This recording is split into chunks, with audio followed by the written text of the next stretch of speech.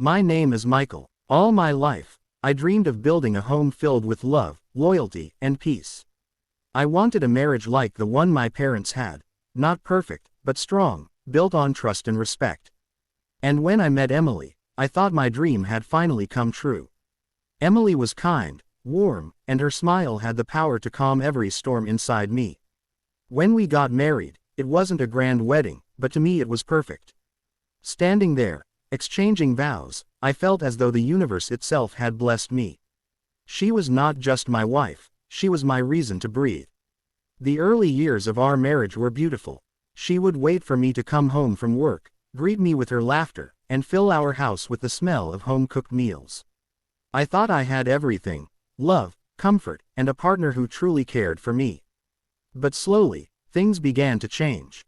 Emily wasn't the same woman I had fallen in love with. She started spending less time with me, going out late, and hiding her phone. I noticed the lies in her voice, the distance in her eyes. And then one day, I found the truth. Messages, promises, smiles she once gave to me, now given to another man. That moment shattered me. It felt like my heart was ripped apart, crushed under the weight of betrayal. I wanted to scream, to demand answers, but instead I stayed quiet.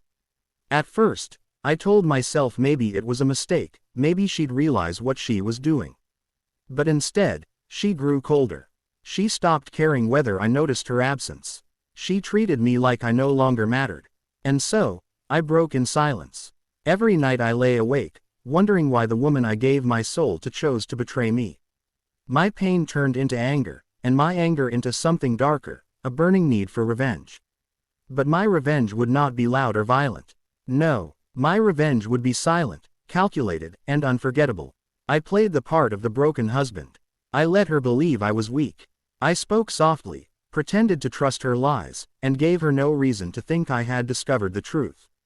While she laughed with someone else, I collected every piece of evidence: her texts, her pictures, every secret she thought was hidden. She believed she was clever. She thought she could walk all over me and I would never fight back. But little did she know, I was preparing the end of her game. And then, the day arrived.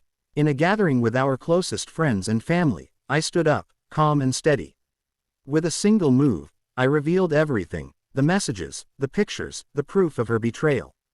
The room fell silent. Eyes turned to her. Emily's face went pale, her smile vanished, and for the first time, she looked powerless. The woman who thought she was untouchable was suddenly stripped of her mask. She had no excuses, no lies strong enough to hide the truth I laid bare. In that moment, I felt a strange sense of peace. After years of pain, the tables had finally turned. But my revenge wasn't complete until I looked her in the eye and handed her the divorce papers. My voice was steady when I said, "Emily, you broke my heart, but not my spirit. You destroyed my love, but not my dignity. From today, you will live with the emptiness you gave me. And I will live free." She broke down in tears, but I didn't. For the first time, I wasn't the broken one. She was. My revenge was not just exposing her betrayal. It was leaving her to live with the consequences of her choices, with the loneliness she had condemned me to. Today, I am alone, but at peace. And she is trapped in her own regrets. That is the weight she will carry forever. That was my revenge.